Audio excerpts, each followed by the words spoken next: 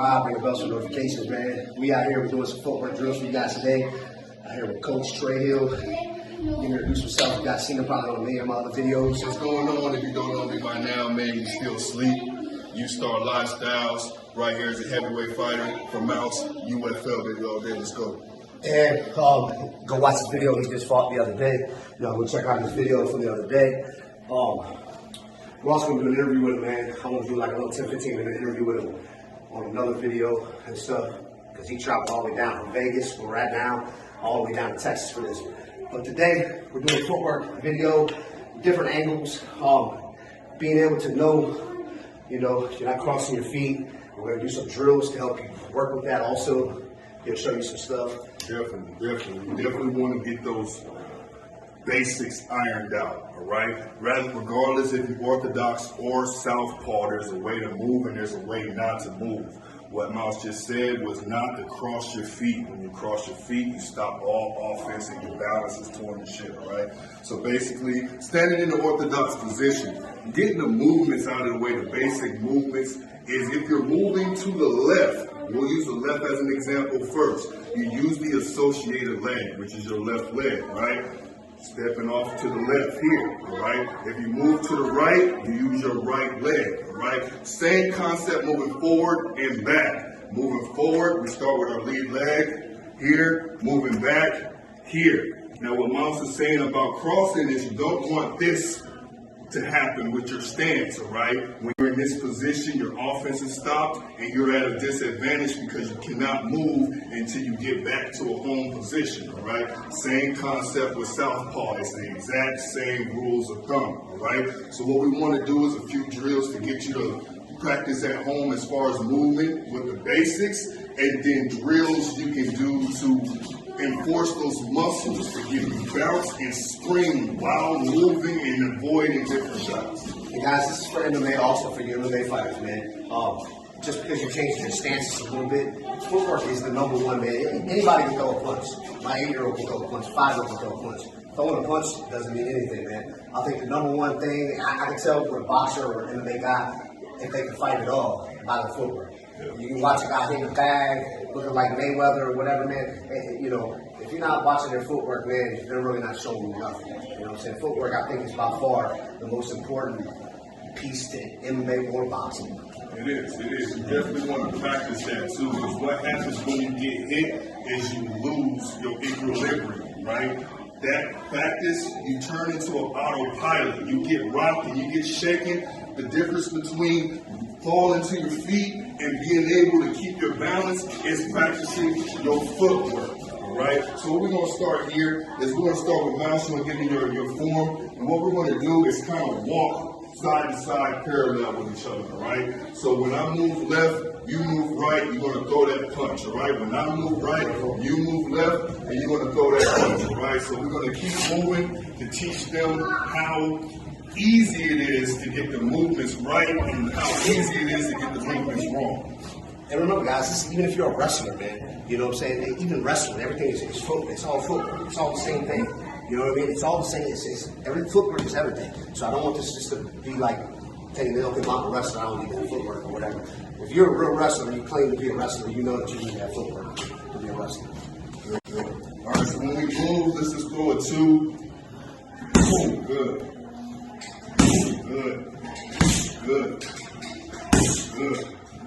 Good. Now let's turn to the side. Let's really get them to see that feet. Let's take the step first.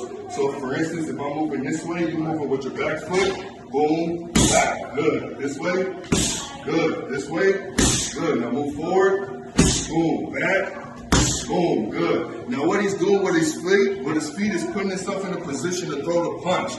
But he's not crossing his feet. So now what we're going to do is show you what not to do. All right, Mouse, so when you throw that punch, I want you to step wrong with this and try to throw the punch, right? That back foot's going this way. Now you see where he's at? Let's turn that camera angle just so they can see that. But you're going to try to punch from this position here, all right? So let's turn so they can see it. Here we go. Boom. There's no power.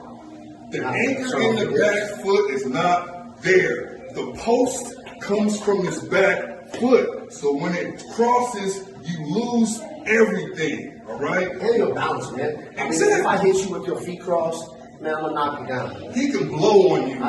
He's not here just touch you with a finger. If your legs are crossed like that, Yeah. man, you're gonna have problems. All right, so you see how devastating it is with the step. So if you're moving and you're in transition and you do this, it's even worse because of the momentum that you have with the movement, all right? So be very mindful to work on your steps. All right, so now let's just show them the movements in full, all right? Just follow me. We're gonna go to our left. Good. Right. Good. Forward. Good. Back. Good. Left. Left. Good. Right. Right. Forward. Forward. Back. Back. All right. So this is a couple drills that I like to use to strengthen these movements up. The agility ladder is one of the more famous tools to use next to the jump rope. And the reason why I like the jump rope is because it promotes being on the balls of your feet. All right, just get this lesson out of the way before we go to the ladder. The balls of your feet is allowing you to move instantly. When you're flat-footed, you have to move your foot in position to take a step. When you're on the balls of your foot, you're already in position to take that step. So my step is faster being on the balls of my foot, all right? Long-range fighters, agile fighters, fighters that need to get away from the shorter, more stockier, brawlier fighters, you have to be on the balls of your foot. Now, flat foot fighters have power because their posture is anchored into the ground. That's why it's called flat-footed, or set it flat. There's specific fighters that work with this style, but it doesn't promote movement. So know exactly what you are when you're trying to make yourself into the best you can be, all right? You're doing Muay Thai, guys. When you're doing Muay Thai, like you said, I mean, you're still here. You're still on the balls of your feet. You're still there so you can check kicks wherever the kicks are coming. You're still able to check kicks. So you're always still, even though I'm pointing forward, I'm not standing more right here as a boxer would. I'm still on the balls of my feet, and I'm still in this position right here. All right. So, and if you're flat-footed, you already know what's going to happen to you in Muay Thai or in an event. If you're flat-footed, you're braced down like that, you're going to get kicked. You're going to get your leg kicked off the field, and it's going to hurt because you have no type of movement in that thing. I mean, man, especially getting kicked over and over and over. Yeah, man. And sometimes, like, you don't even feel the kicks. Like, you start to feel your body starts to give out, but your endorphins and your adrenaline is so much. You don't feel them while you're fighting. You know what I'm saying? But your body starts giving you. So you're like, damn, why isn't my leg working? But then the next week after the fights, your leg is hit. There was times I couldn't even sit down on the toilet, and I used to just drop on the toilet. And I couldn't even sit down. I couldn't do my shit at all. I can imagine. That's why we box. Kick me, you get shot. All right. So this drill right here is called in and outs.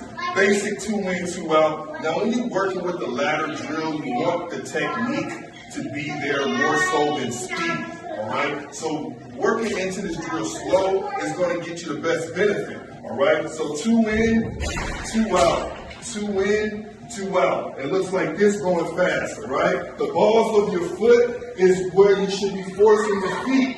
You can go backwards, forwards. The more time you do this, the more automatic your body becomes when it comes to moving. Now, you never know what position a fighter is going to force you into, whether it's a corner or running the ropes or forcing you into a situation that you're not prepared for. You want to be able to rely on your legs to get you out of that situation, regardless of what it is, all right?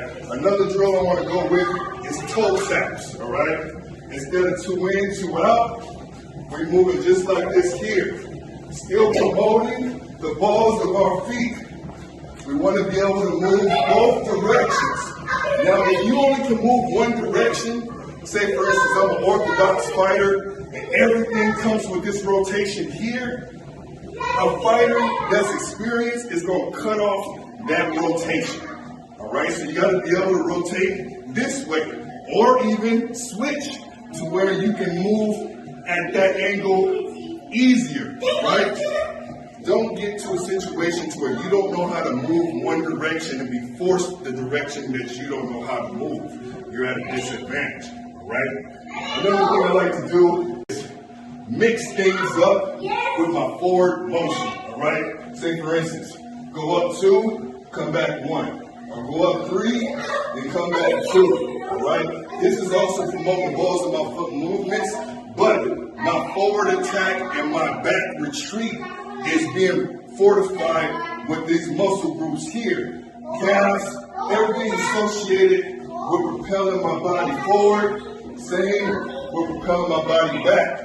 You need to practice this to be able to get away, get around, and get out of harm's way. Show them some of the pivot things that we do. Yeah. That way you're not just going forward and back or sideways. We're also in here, and then we switch off here, and we come back down here, and then you call, switch, pivot off. So you get it from all different angles, man. So all right, so the pivots and turns, this is more advanced movements, all right? So we're changing directions without losing our posture, right? So for instance, a pivot, we're pivoting off the front foot. We're turning all the way into that front foot and turning, all right? This is a pivot. When we get to this point here, we know how to transfer weight and momentum to allow us to turn. Now, what you don't want to do is turn and lose your balance, all right? This is why we practice, all right? Now, shifts are a change in direction, but you're using your back leg as your pivot, all right? So you come in here and you turn it, all right? Instead of pivoting this way, you're shifting, all right? It's a shifting motion here, all right? Now you can change your positions, switches. You're actually switching your position from southpaw to orthodox. But be mindful, we do not jump in boxing, all right? So when you're switching your stance, don't let it be a hop. Because if he catches you in the air while you're hopping, to the moon, all right? 2 steps, 1, 2. 1, 2, 1, 2, 1, 2. These are switches. So what we just went over is the pivots. Here, we can get more advanced, switch into it, do a couple different things, shifts, all right?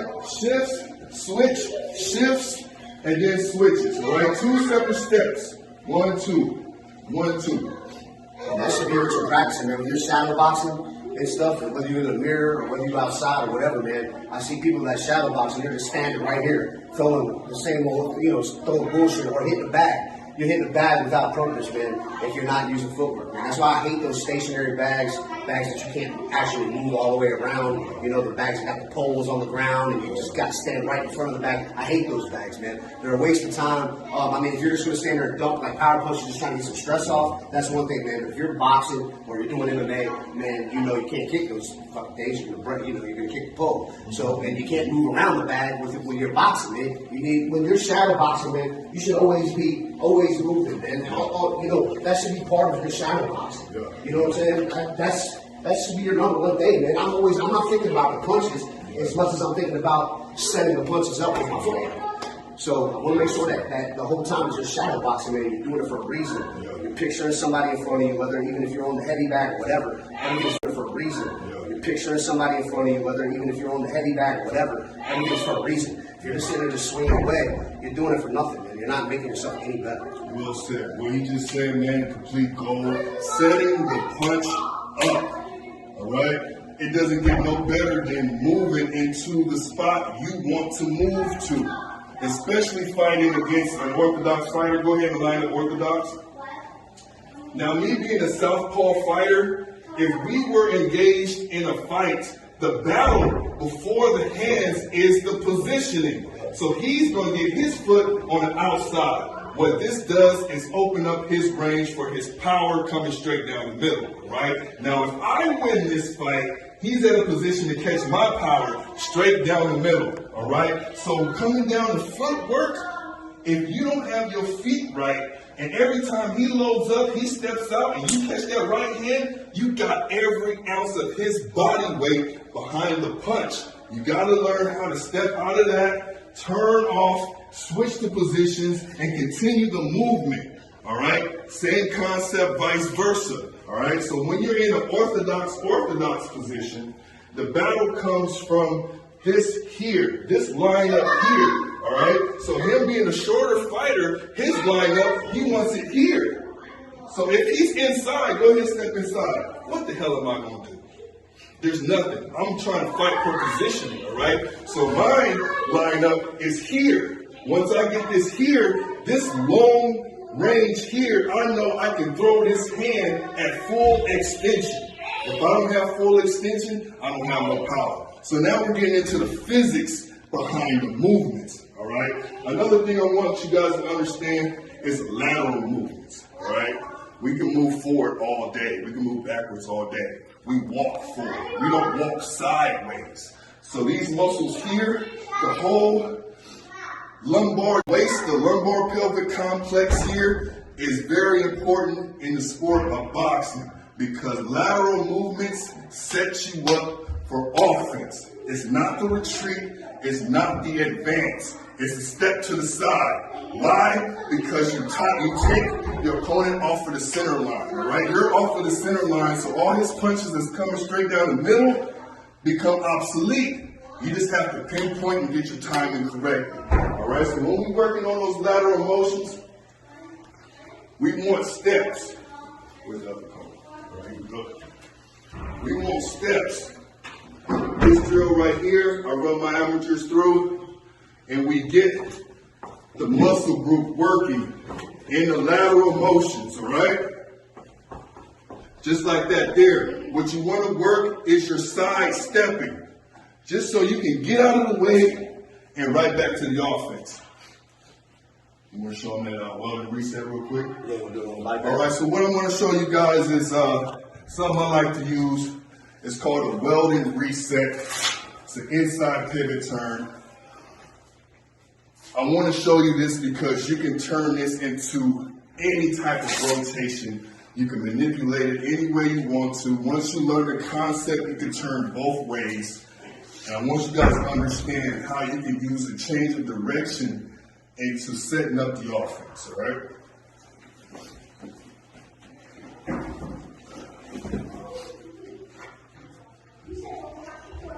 All right, so weld and reset. What we're doing here, minus orthodox, we're going to throw the hook, step in and around, all right? One more time, let's turn the camera angle. We're going to throw the hook here, boom. This front leg is going to step, and the back leg is going to wrap around. The objective of this move is to get behind your opponent in such a fashion you force him to turn, all right? When I turn back in position, I'm turning into whatever you want to hit me with, all right? So now let's go ahead and move this out of the way. That's good. So you're going to throw here, lead leg over, back leg around. Now you see where you just turned? I want you to turn a little bit deeper just so they can see where you're at. And hold. Boom. Now you see where he is right there? I literally have to turn into him to get my position back. And I can keep on walking around. Exactly. So once I'm back here, boom, I can keep on going. Keep on turning around. That's footwork. That's all footwork. The devastating part of this combination is not the hooks that he's throwing, even though it's getting the job done. That's just it's the foot after the setup, all right? So here, what we're going to do is just hold it after that first turn, and I'm going to show them me turning back in position, and you can just hit me with whatever you want to hit me with. Now, see where it is? Hold it right there. My position is here. I cannot throw any offense here. The only option I have is this long hook here, which he's probably going to roll because he's going to see it. Now, when I turn, see where I'm at? I'm turning into it. When this punch comes over the top and I turn into it, I'm turning into the punch, all right? So this is called a welding reset. You throw the punch, you step over and turn around your opponent, all right? One more time. Let's show one more time. Bam. See where he's at? He's behind me. It's the worst possible positioning for me to be in. Complete goal for me. That's that's what Mike Tyson did. He welded resets. And talk. to get underneath taller guys, man. That's a good drill. Yeah. You're definitely in bad shape, man, if you're the taller fighter and you get somebody that can move like that. But not only with those different demographics and height, you can be the same size and move just as efficiently and get the same benefits. So work on your movement, frontal, back, lateral motions, pivots, turns, switches. You should be having a full arsenal at your disposal when it comes fight time. This is the most important stuff, man. Footwork is the most important thing, man. So I'm actually going to title that video that most important thing in life. Yeah. That's the title of the video right there. I'll say that. We gave you guys a lot of stuff, man. A lot of gold, man. We broke a lot of stuff down. Ain't nobody on YouTube that motherfuckers are giving you 5 minutes or 2 minute videos and shit. We're giving you a rack of shit right here, man. And every video we do, we're giving you a bunch of different stuff that you can train at home with and stuff like that, man. And this ain't no flashy shit. We right here, getting it in, man. We've been here all summer getting it in out here. You know what I'm saying? So that's what we're doing. We got big fights coming up. We got the 18th coming up down in Texas, down in Dallas. We got Dallas versus Detroit on the 18th. We have some Bronx dudes, Supervillain versus Savage. It's going to be on the 20th of February. Both of these are going to be there. You do not have to be from the Bronx or Detroit to come and fight, or from Dallas. Everybody is welcome to come out here and fight at these events, man. So just show up, look at my community boards for the addresses to these fights, man, and get on our Facebook group page. It's an official group for UFL fighters, so you can really see all the dates, times, and locations of everything that we post, man. And holla at my boy, Coach Trahill. He's got his own YouTube, Instagram, and give you that. Yeah. U-Star Lifestyles. You can see me on Facebook, Trahill Williams, Instagram, Trahill U-Star Williams. Like I said, man, UFL, we here now. We're migrating to the West Coast. If you're not part of this movement and you feel like you've been sitting dormant and you want to prove yourself, man, even if you're not a fighter, you can come out and get some training. Years of experience. We got coaches. We got coaches from different perspectives that can show you. Exactly. So come out, man, and be part of the movement. You don't necessarily have to be a fighter, but understand what we're trying to accomplish, man. We're making better society. We're getting the guns out of these hands. We're making stronger willed people, man, and giving these kids a platform to stand on and be proud of. Absolutely, man. Peace. Let's go.